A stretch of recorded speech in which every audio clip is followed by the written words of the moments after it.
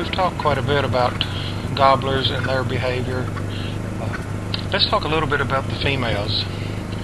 Females, of course, are going to be your productive mothers.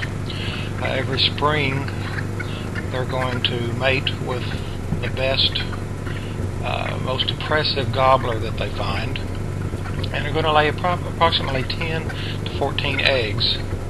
After about 4 weeks of incubating, these eggs will hatch and you'll have little, what we call poults, turkey poults. This is the most vulnerable stage of the turkey's life, is those first few days. They're very vulnerable to any kind of predators, foxes, raccoons, coyotes, bobcats. They're also very prone to bird predators such as owls, hawks, things of this nature. Once they get up to 2 or 3 weeks old and start getting their wing feathers, then they can fly short distances and are a little bit safer than those first few days.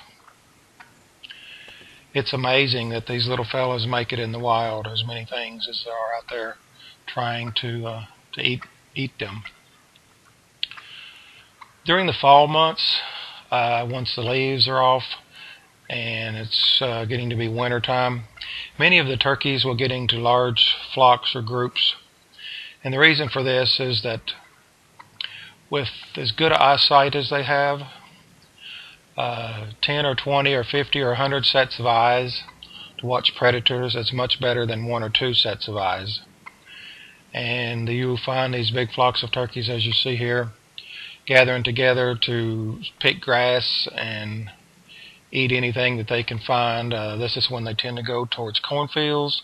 They also eat acorns and things of that nature. Most of your bugs are not available during this type of point of the year. So grass and weed seed become a very big part of their life. They'll eat small frogs. Just about anything that moves is fair game for a wild turkey. Turkeys can also be very destructive. If they come upon some small quail that have just hatched off, to them the quail are just like little bugs, and they could hurt your quail population. They could also scratch out some newborn baby rabbits if they was to find those in the grass. So pretty much anything is fair game for the turkeys. With the population increasing as it has here in Kentucky, with over 250,000 birds, you're getting to where you see about as many turkeys or more turkeys than you do even deer at times. So in the scene we have here, there's approximately 65 birds in this group. We have seen groups of over 100 that are gathering together to try to survive through the winter. And of course, they're very happy when the bugs come back out in the spring and grass starts growing again. The leaves come on and give them some more shelter. But pretty much all of your predators want to get a hold of a turkey. When they catch a turkey compared to a songbird or some other kind of bird, they're getting a meal that is 14, 15 pounds up to 25 pounds. So the meal of a turkey is a major undertaking and could feed an animal for some time compared to a songbird or a quail or even a rabbit that weighs a few ounces to a couple of pounds. If you happen to be in the woods right at the last 30 minutes before dark, you can sometimes hear these turkeys flying up on the roost. It's kind of sometimes almost scary hearing those big wings whipping in the wind. And if you happen to walk under some trees where turkeys are roosting, very rarely will they stay put. They are so skittish and fearful of their lives that even after dark they will fly out of the trees that they happen to be in and try to fly off to another tree. So if you're walking through the woods and happen to walk under a turkey roost, get ready for some noise and some excitement and a little bit of scare, because they will fly off and scare the daylights out of you. Another time in the fall when you see these groups coming together, most of the time the bigger groups are the mother hens and this year's babies. Now their babies are probably 3/4 grown at this time, but they're still hanging out with mom. And you'll find a lot of young jakes, which are the turkeys less than a year old, and young hens. And like I said, they'll stick together for protection, and mom's also teaching them survival skills that they're going to need once they're full grown. Now come April and May, when they start looking for a mate, they pretty much ignore the young babies. They're kind of on their own since they're a year old at that point, and they will want to go off and find them a mate. The young jakes will have to be submissive to the older gobblers, and they're at the bottom of the pecking order. But eventually, as they grow older, get to be 2 and 3 years older, you'll see them out there strutting and trying to get their own harem of hens. It's really exciting when you see groups of turkeys like this, because I remember growing up even 20, 30 years ago, turkeys were not a part of our environment. They were so rare that it was a real treat if you were able to see some turkeys. But as the population has grown, like I said, it's grown 100-fold since the 70s, and turkeys are much more common. Most everybody I know now has seen turkeys at some point in their life. People like to drive the roads and watch them and sightsee. They love bottomland where there's lots of good grass. They love cornfields during the winter months. If you have a cornfield that's been harvested, if there's any corn left on the ground, the turkeys definitely will take advantage of it. And that's a common sight to see them during those months. Turkey hunting, like we mentioned earlier in the program, has become one of the biggest sports in Kentucky. It ranks right up there behind deer hunting. With 90,000 hunters, that's a lot of money coming into the state, and a lot of people are coming from other counties to hunt. So it brings tourism into your counties. It brings income, food, and gas money, and of course the hunting supplies. So we only look for this sport to grow more and more over the years, and we'll see where our numbers go. In some places, the turkey population is getting so great that many people feel like they're almost becoming a nuisance. But your hunters love to see these numbers, and they will continue to grow here in Kentucky.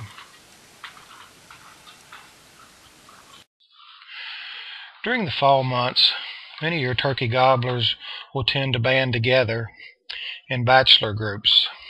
Since this is not a time of the year that any breeding is going on, and mainly they're just in survival mode, trying to get through the winter months until the next spring breeding season.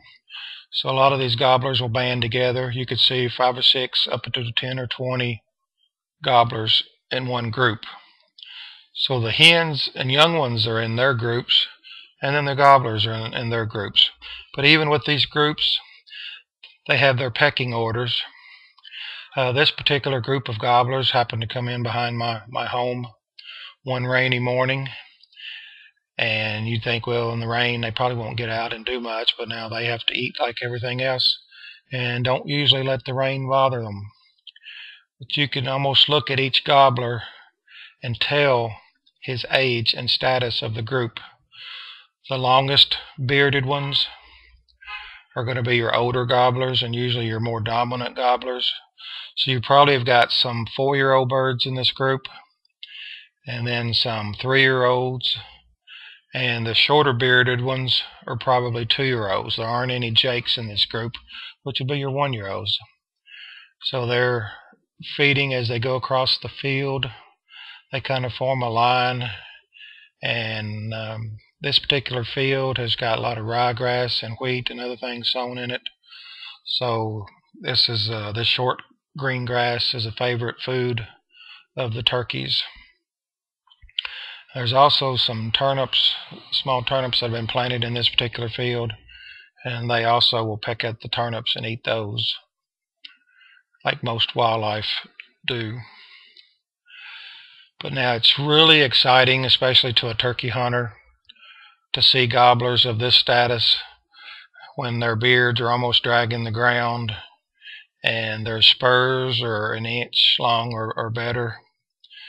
Those are your mature birds, and those are the trophies to your turkey hunters.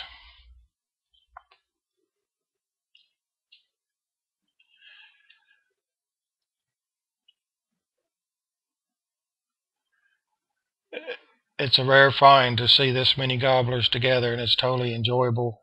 And you're looking at each one trying to guesstimate probably how old he is and how long his beard is and what his status in the group is.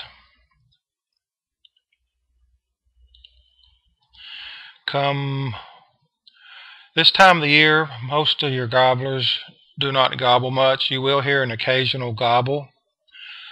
Sometimes other animals will trigger a gobbler to gobble, which helps locate the turkeys.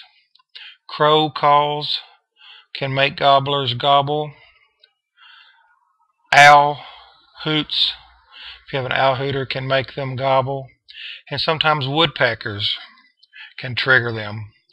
These are all enemies of the turkeys when they're little. Now, there's not much damage that these birds can do once these guys get up to 20 or 25 pounds. A large hawk would not even attack one of these birds. The only thing that could probably, of the bird predators, that could probably affect these turkeys at this point is an eagle. And we have seen some eagles in the area here in the Bull, Washington, Marion County area. Now, an eagle, a full-grown eagle, would possibly try to take out one of these guys. But other than that, their main predators would be your coyotes, bobcats, foxes, and things of this nature. These gobblers have decided to head towards the thicker cover again.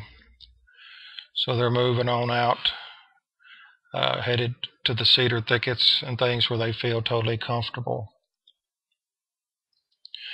If turkeys aren't alarmed extremely bad, they'll easily move out.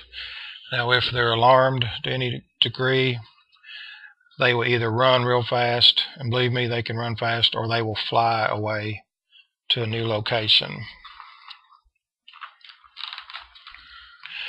But these guys, again, are getting ready for the next spring, trying to survive the winter.